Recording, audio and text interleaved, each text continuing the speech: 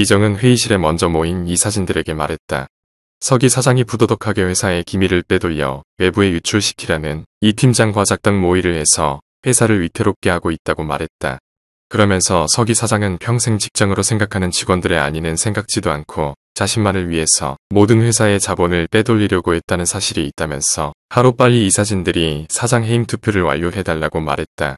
그리고 이사진들이 하는 해임안 투표를 모든 직원들이 보는 앞에서 공개적으로 하겠다고 말했다. 미정과 이사진들은 직원 대표들이 보는 앞에서 해임안 투표를 시작했다. 결과는 보나마나 해임안 찬성표가 더 많았다. 미정은 서기 사장의 해임안이 통과했음을 발표하려고 일어섰다. 미정과 이사진들이 모여서 사장 해임안 투표를 하고 있을 때 서기와 이 팀장이 회의실을 향해 들어오고 있었다. 그 뒤를 따라서 검은 양복 입은 사복 경찰들도 따라오고 있었다. 직원들과 이사진들은 갑자기 경찰들과 함께 들어오는 이 팀장과 서기를 보고 놀라면서 수군거렸다. 아니, 저분은 사장님이시잖아. 집에 불이 나서 실종되셨다더니 살아계셨었네? 옆에 있는 사람은 불명예 퇴사당한 이 팀장이잖아. 경찰들은 또 왜 온 거야? 미정도 갑자기 들어온 서기와 이 팀장을 보고 놀랐다. 자신의 부하에게 보고받았을 때는 분명히 이 팀장이 죽었을 거라고 했는데 멀쩡히 살아서 회의실로 걸어 들어오는 모습을 보고 더욱 놀랐다. 이 팀장과 서기 뒤를 따라 들어온 경찰들은 미정에게 말했다. 김미정 씨 당신을 이은미 팀장에 대한 감금과 협박살인 교사 혐의로 긴급 체포합니다. 당신은 묵비권을 행사할 권리가 있으며 변호사를 선임할 권리가 있습니다. 그리고 당신이 지금 말하는 모든 것은 법정에서 당신에게 불리하게 사용될 수 있습니다. 경찰은 미정에게 선포하듯이 말을 마치고 미정의 손에 수갑을 채우려고 했다. 이게 무슨 짓이에요? 수갑은 왜 채우려고 하는 거예요? 저는 아직 범죄자로 확정된 것도 없는데 이게 뭐 하는 상황이죠? 박 실장 어딨어요? 빨리 내 변호사한테 연락해요.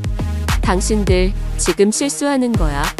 난 직원들에게 저 여자가 회사 기밀을 유출했기 때문에 저 여자 위치를 찾아서 프로젝트 코딩 자료만 어딨는지 물어서 찾아오라고 지시한 것뿐인데 뭐가 잘못된 거지? 이거 완전히 생사람 잡고 있잖아. 감금당했던 피해자 당사자가 김미정 씨를 특정했고 피해자가 갇혀있던 창고를 지키던 당신 직원들이 다 실토했습니다. 본인이 억울한 게 있으면 경찰서 가셔서 말씀하시죠. 무슨 소리예요? 난 그런 지시 내린 적도 없고 저 여자가 어딨는지도 몰랐어요.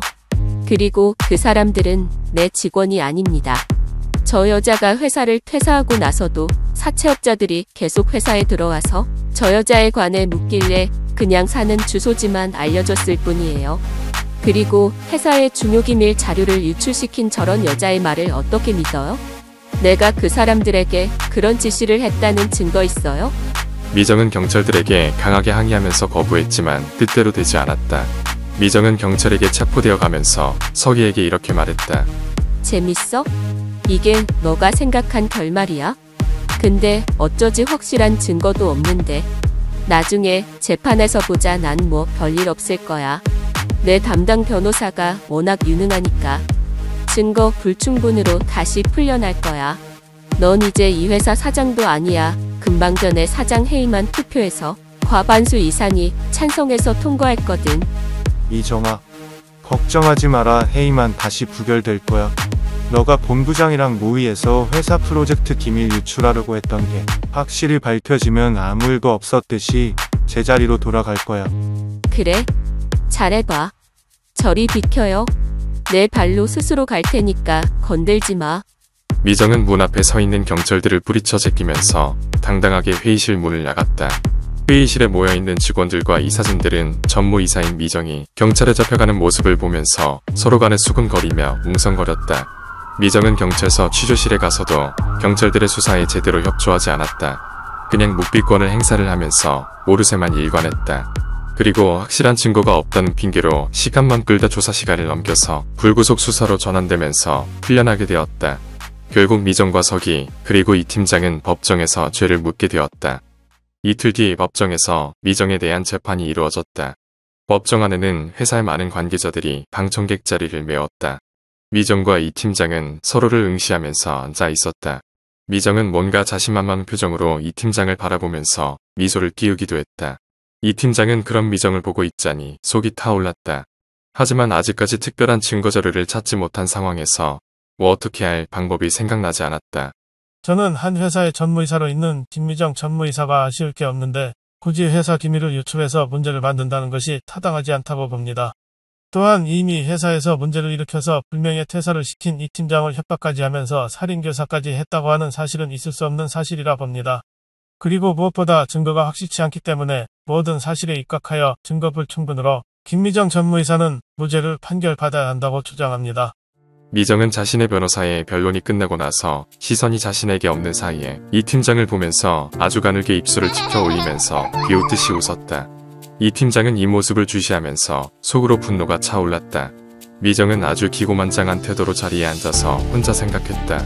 니들이 암만 어떻게 해보려고 해도 별 수 없을 거야. 증거의 출발점인 휴대폰도 폐기됐지. USB 자료 같은 건 다 불타버려서 있을 리가 없지. 거기다 서기 거 이메일이랑 모든 계정이란 계정은 다 IP 추적까지 해서 막아놨는데 어디서 증거를 찾을래? 답답할 거다. 니들이 용서 받자지 뭐. 나 따라오려면 아직 멀었다. 미정은 속으로 아주 자신만만했다. 그리고 자신같이 샤프하고 스마트한 머리를 가진 사람은 있을 수 없다며 자신을 칭찬했다. 재판은 점점 미정에게 유리한 쪽으로 흘러갔다. 이 과정을 혼자서 지켜봐야 하는 이 팀장은 속이 타들어갔다. 검사 측에서 여러 증인들의 증언을 토대로 죄를 물었지만 모두 증거가 불충분한 사례라 별로 이용 가치가 없었다. 재판 결과는 점점 미정이 승리하는 방향 쪽으로 흘러갔다. 그때 갑자기 재판을 하는 법정의 문이 열리더니 서기가 헐레벌떡거리면서 뛰어들어왔다. 그리고 나서 이 팀장에게 조용히 말했다. 내가 아직 늦지 않았죠? 더 확실한 증거들을 확보하느냐고 좀 늦게 왔어요. 그리고 바로 검사에게 다가가서 뭔가 작은 봉투를 건넸다. 검사가 서기에게 무엇이냐고 물었을 때 서기가 다른 증거 자료라고 설명했다. 검사는 봉투에 있는 것들을 꺼내 보았다. 그 봉투 속에는 휴대폰 하나와 USB가 들어있었다. 검사는 즉시 판사에게 보충 증거 자료를 제출하겠다고 요구했다. 그러자 판사가 승낙했다. 이 모습을 반대편에서 지켜보던 미정은 좀 의아했다.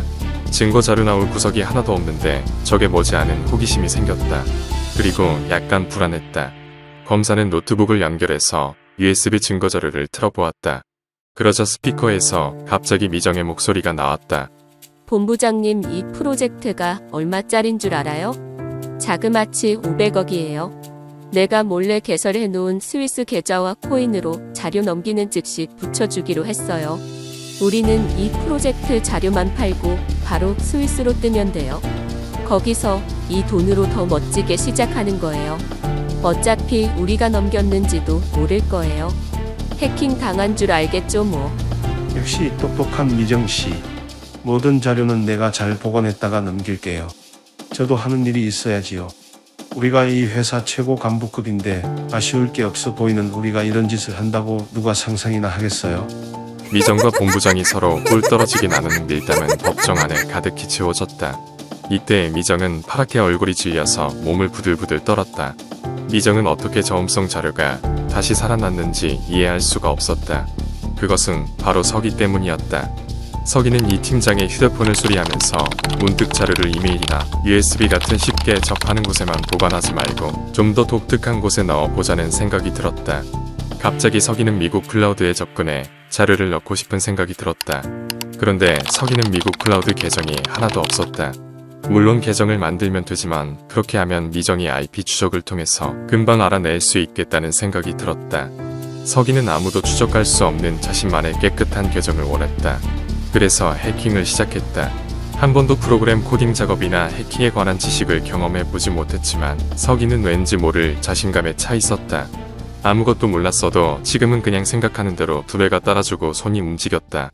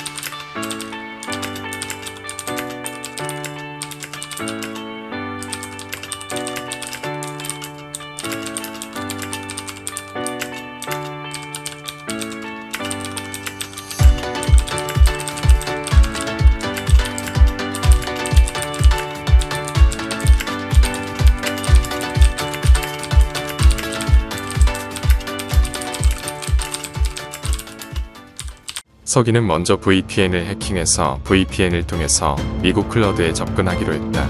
VPN을 사용하면 인터넷 트래픽이 암호화되어서 보안 터널을 통해서 VPN 공급자가 운영하는 원격 서버로 전송된다. 이렇게 하면 IP 주소와 위치가 가려져 실제 위치가 아닌 다른 위치에서 탐색하는 것처럼 보이게 된다. 쉽게 말해서 한국에서 미국 클라우드에 접속하는데 마치 한국이 아니라 미국 현지에서 접속하는 것 같이 이뤄지게 만드는 것이다. 이렇게 서기는 IP 추적이 전혀 안되게 만든 미국 클라우드를 통해서 이 팀장의 휴대폰 음성 녹음 파일을 넣어 놓았던 것이다. 그리고 서기는 이 증거 자료만으로는 좀 부족할 것 같다는 생각이 들었다. 미정이 더 많이 지은 죄에 대해 추궁하기 위해선 더 많은 증거 자료를 확보해야 했다. 그래서 기다렸다. 그렇게 참고 기다린 증거가 봉투에 하나 더 있던 휴대폰 음성 자료였다. 이 영상은 클로바더 빙의 AI 보이스가 사용되었습니다. 영상을 재밌게 보셨나요? 많이 부족했지만 재밌게 보셨다면 구독과 좋아요 부탁드립니다. 앞으로 더욱더 제가 먼저 말씀드렸듯이 웹소설 또 다른 나와 함께는 파트 1 24편과 아직 진행 중인 파트 2 12편이 블로그에 공개되어 있습니다.